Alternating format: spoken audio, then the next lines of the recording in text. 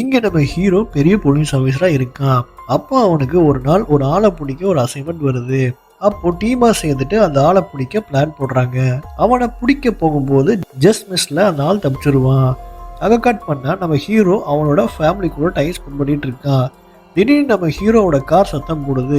என்னடா இன்னைக்கு கீழே வந்து பாப்பா பாருங்க, சடனா கார் பிளாஸ்ட் ஆயிரும். உடனே டாக்டர்ஸ் எல்லாம் அவனை காப்பாத்துறதுக்கு ஒரே வழிதான் இருக்கு, அவனை ரோபோட்டா மாத்தினா மட்டும் தான் காப்பாற்ற முடியும்னு சொல்லி ஹீரோயின்ட்ட சொல்லிடுறாங்க.